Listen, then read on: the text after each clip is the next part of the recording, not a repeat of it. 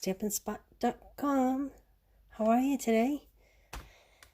It's a beautiful spring afternoon in the Northeast here in New Hampshire. I love it, I love it, I love it.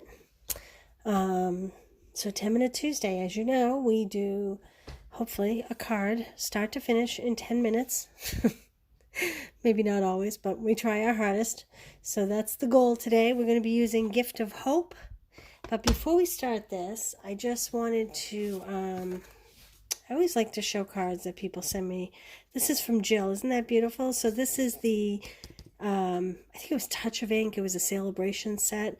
And this was free paper. What a cute card. Isn't that beautiful? I love how she did the coloring on the hummingbird. So Jill, thank you for that. And this is from another stamper, Jane. I don't know if you can see this. It stands. Can you? I don't have good access to. But it stands and it holds Post-it notes and it has all the months, the calendar. How cute is that? That's from Jane. Didn't she do a nice job? I love that. So this looks like it's one piece of cardboard. One piece of cardstock is the back, and then she built a little box on top. So Jane, nice job. I love that. Very nice. Okay, Gift of Hope. Let's get going here. I love this, and I have not done anything Easter as of yet. The thing that's nice about this is it has the word hope. First of all, I think that's awesome. Obviously, nice Easter greeting. The church, think weddings. Even this little floral here. I'm doing Easter with it, but think weddings. I mean, how cute would that be? And it says, the greatest gift of Easter is, and he is not here, for he has risen. That's Matthew.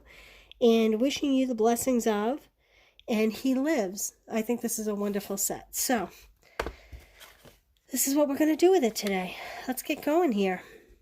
I'm going to put this off to the side a little bit. I want you to be able to see it, but you also need this punch. And I did not think to write down the name of that punch. I'm sorry. Where is my cutter? Found it.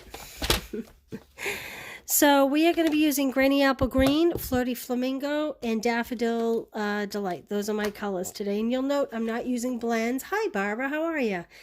You'll note I'm not using blends because I'm going to stamp in my regular water-based inks.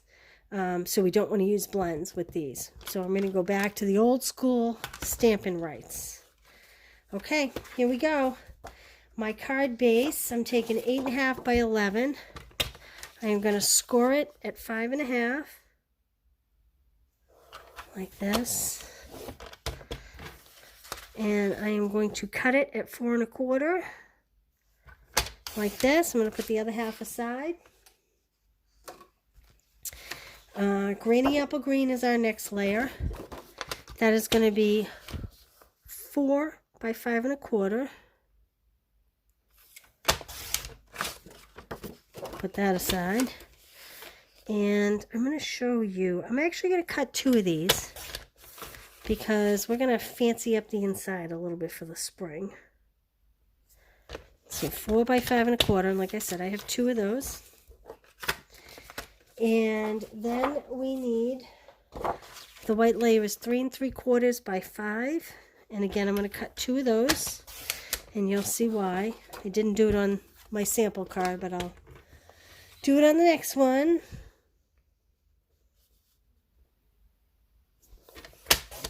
Okay, that may be all we have to cut. So I'm going to pop that over to the side. And the traditional. We're going to score fold our card base.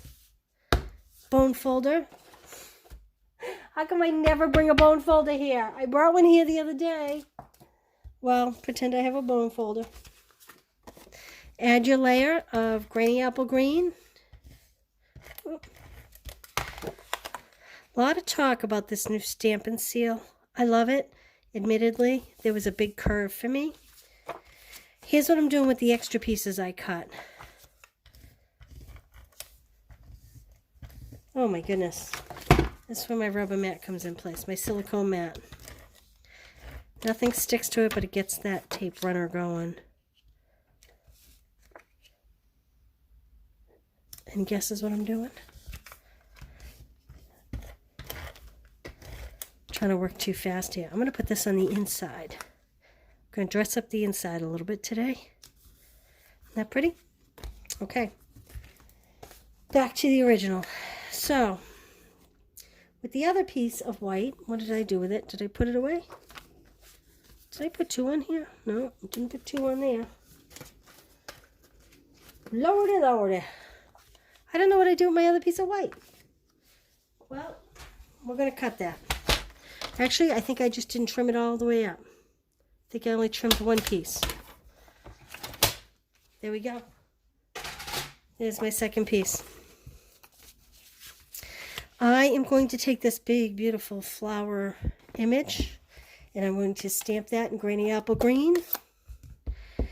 When the ink is really big, my hands are kind of small, and I find this awkward, and I often drop the stamp on my cardstock. So I tend to apply ink this way for the bigger stamps. I don't think I need this again, so I'm going to close that up. Now, because this is cut at 5, this is a very narrow fit here. So you have to take it slow and make sure you know where you're going. Like that. All right, I'm going to use my markers. And I'm just going to color this in a little bit. I'm using Daffodil Delight. And I'm not being uber fussy. Just a quick. So I started to say about the Stampin' Seal. Kind of all over the place here. It took me quite a while to master it, but I promise you, once you use it, you will love it. I know a lot of people complain that it tends to wind up on itself. And although I was not having that problem, I know that's a common problem, I just was having a problem with getting it to actually start working.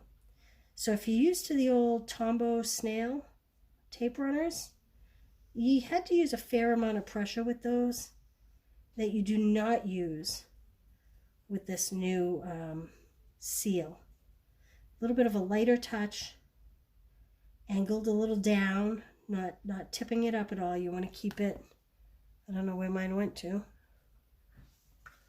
You want to keep it more angled down as opposed to up like this. If this were the paper, you want it down more so that this piece is a little closer to the paper.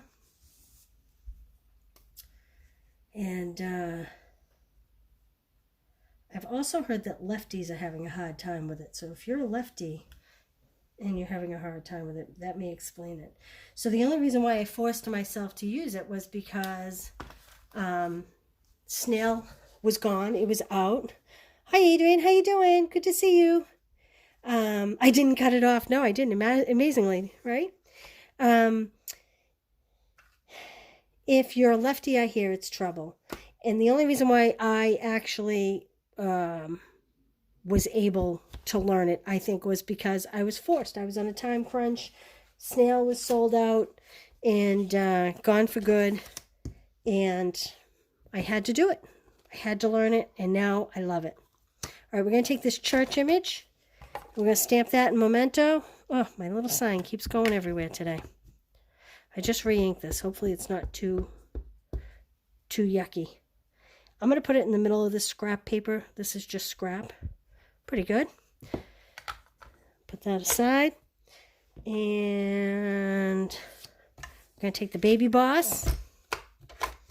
And I am using the layering dies. Now, this is 2 sets, so you don't get this many in your set, but mine are a mess. They come in a cardboard backing like this. I always put mine on magnets. And as you can see, we've been busy using these. So I am taking a straight edge and a scallop edge. The straight edge is going to be for my church. Oh, I get a little halo there on my stamp. Well, I'm not going to sweat it. I'm going to go with it anyway. That's from, you get that when you rock your, can you see that right there that I got? You get that from wiggling your stamp back and forth instead of straight up and down.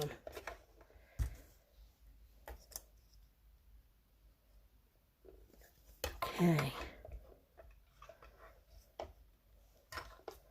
If you can see, I stagger the plates when I put them in to get them to go through a little more smoothly. So we have our white, and we're going to do a yellow one as well, but the yellow is going to be in the scallop shape. Oh, I got black ink on that piece of scrap yellow. I feel like I am slow today. Okay. Here we go. Put that aside. Put my dies aside, and I'm left with those. There we go. I have to put my dies. This is how my mess winds up like this, because I just pop them in there when I'm done. Take it from me. Don't be me. All right. So we're back here. And I'm actually going to apply this to my card base. Like so. And you may want to wait to apply it because we are going to stamp one more thing. So instead of wasting everything, you may want to wait, but I'll leave that up to you. Pop these on here. Like so. I'm a big fan of the ovals. Always have been. We have the new oval punch, which I was going to use for this, but sadly, the ovals were just a little too small for what I was thinking, what I had in my head. And I'm going to pop this in the center like that. Now, this is why I say you may want to wait to mount that. But I like to do it because I need to see where this oval is going to go. So this is the greatest gift of Easter is. And there's a little curve down the bottom of this stamp, if you can see it. And I pop that curve kind of above the oval, and it works out pretty good. Yep, looks pretty good. Okay, we are now going to take another piece of scrap. Oh, I just put the cover on that ink. And I am going to stamp the word Easter. Oh, I get myself a halo. Hold on. Oh. I didn't want to do it in black. I wanted to do it in the Flirty Flamingo color. Let me clean this stamp off. Sorry, I didn't bring a chamois or anything over here. Oh, I do have a chamois over here. There we go. It's a stiff chamois. It needs to be softened, but it's going to do the trick for me. Okay. There we go. See, when you don't have everything right in front of you, you just make do. So I'm stamping Easter and Flirty Flamingo. And good thing it's on scrap paper because it's upside down. But that's okay. And we're going to take our punch. Love this punch, this label punch. And watch this trick. We're going to line it up on one side because I don't want it to be quite as big. Like so. Then we're going to take a sticky note. Like this. To hold it. And does not want to go in today. There we go. See what I'm doing? I'm going to line up the edges to make this a little bit shorter. Like that. Pull that off. Now, I'm going to take some scrap. I did green on this one. I'm going to take yellow. Try it with yellow. And again, I'm going to do the same thing. I am going to pare this down just a little bit.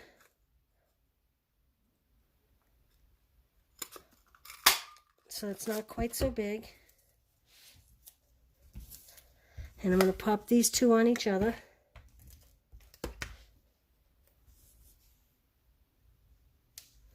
Might have made this one a little too small. Maybe just a wee bit small. That'll do though. I need a couple mini dimensionals.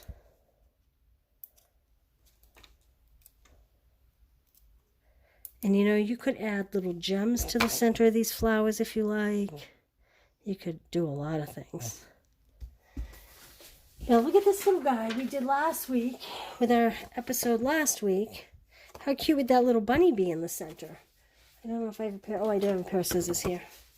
I'll give you the quick rundown. This is from last week's video. And I kind of just was sitting here on my desk. And after I designed this card that we're making, I looked at this and thought, oh, geez, wouldn't that be cute in the center of that card?